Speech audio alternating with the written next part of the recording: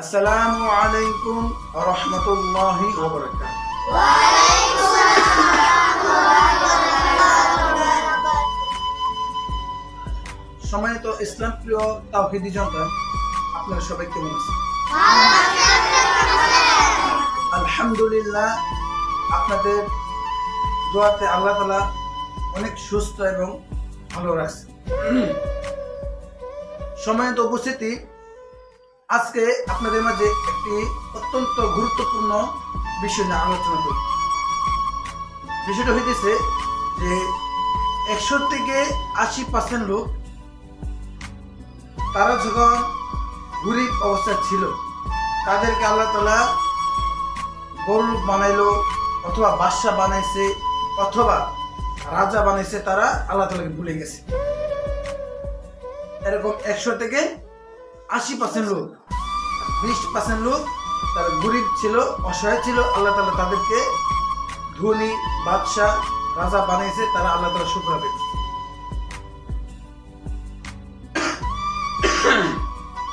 এটা বুঝতে গেলে একটি হাদিস দেখেন।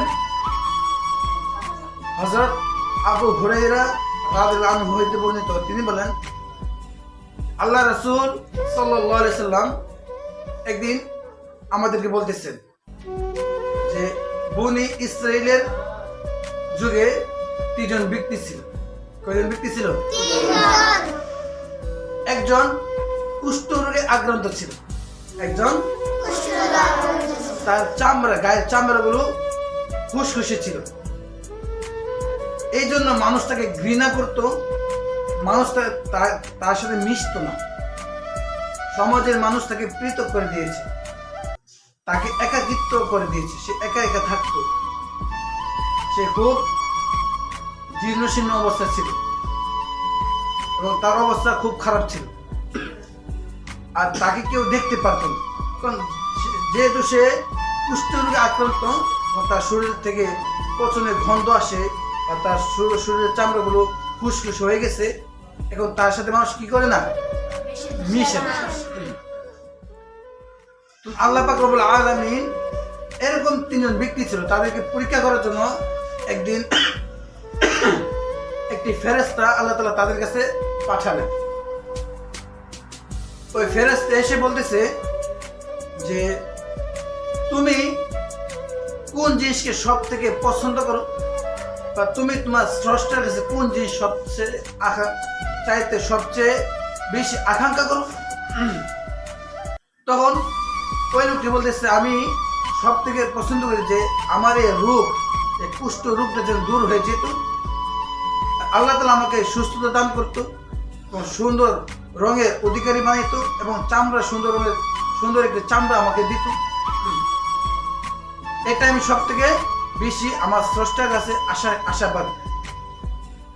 তখন ওই ফেরেশতা ওই ব্যক্তির গায়ের মধ্যে মোহর দিলেন। গায়ের মধ্যে কি করলেন? আল্লাহ তাআলার অশেষ মেহেরবানিতে ওই ব্যক্তির যে কুষ্ঠরোগ ছিল এটা ভালো হয়ে গেল। সুবহানাল্লাহ বলতেন না? ওই ব্যক্তির কুষ্ঠরোগ ভালো হয়ে গেছে, এবং তার যে শরীরের মধ্যে খুশখুশি ছিল এটাও ভালো হয়ে গেছে, এবং তাকে আল্লাহ পাক রব্বুল আলামিন একটি সুন্দর চামড়া দান করছে। তারপর আল্লাহ রাসূল সাল্লাল্লাহু আলাইহি সাল্লাম বলেন যে তারপর তাকে প্রশ্ন করা হলো, তুমি তোমার মাল সম্পদের মধ্যে সব থেকে বেশি কোনটা ভালোবাসো? তো ওই ব্যক্তি বলতেছে যে আমি মাল সম্পদের মধ্যে সব থেকে বেশি ভালোবাসি উট। সবথেকে কি ভালোবাসি? তখন আল্লাহ পাক রব্বুল আলামিন ওই ব্যক্তিকে একটি উট দান করলেন, এবং ফেরেশতা বললেন, আল্লাহ তাআলা তোমাকে উটের মধ্যে বরকত দান করবে। এই কথা বলে ওই ফেরেশতা এখান থেকে চলে গেল। তারপর আরেকটি ব্যক্তির কাছে গেল। ওই ব্যক্তি ছিল টাকু মাথা। ওই ব্যক্তি কি ছিল? টাকু মাথা, তার মাথার মধ্যে চুল ছিল না। তখন ওই ব্যক্তির কাছে গিয়ে বলতেছে যে তুমি তোমার স্রষ্টার কাছে সবচেয়ে বেশি কি আশাবাদ, কি পাইতে চাও, কি পাইতে চাও? তো ওই ব্যক্তি বলতেছে, আমি আমার স্রষ্টার কাছে একটা জিনিস চাই, আল্লাহ তাআলা যেন আমার সুন্দর চুল দান করে।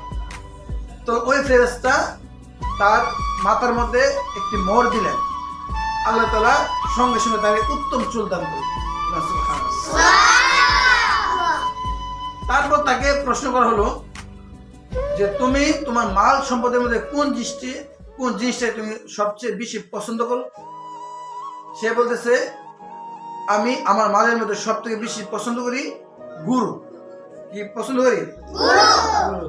তখন আল্লাহ পাক রব্বুল আলামিন তাকে 10 মাসের একটি গাভী দান করেছেন। আর ওই ফেরেশতা বলছে যে আল্লাহ তাআলা তোমাকে এই গাভীর মধ্যে বরকত দান করুক। এই কথা বলে উনি পুনরায় আরেকজন ব্যক্তির দ্বারা গেলেন।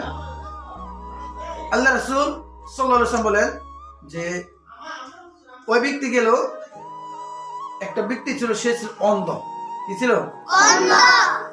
অন্ধের ব্যক্তির কাছে গেল, গিয়ে বলল যে তুমি আল্লাহ তাআলার কাছে সবচেয়ে কোন জিনিসটা আশাবাদী?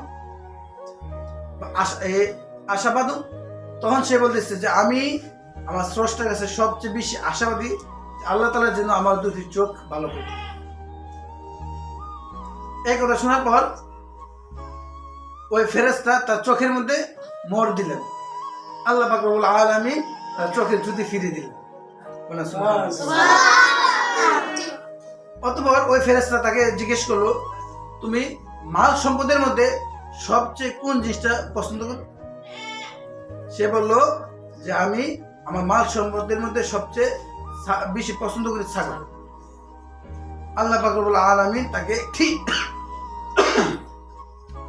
একটি ছাগল দান করলেন এবং ওই ফেরেশতা দোয়া করলেন যে আল্লাহ তাআলা তোমাকে এই ছাগলের মধ্যে বরকত দান করুন।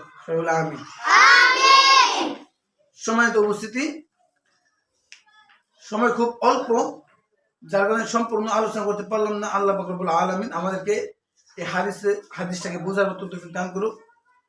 আমি অন্য সময় পাইলে অন্য এক সময় এই হাদিসের আলোচনা করব। আল্লাহ তাআলা যেন আমাকে তৌফিক দান করে। ওয়া আখির দাওয়ানা আনিল হামদুলিল্লাহি রাব্বিল আলামিন। আসসালামু আলাইকুম।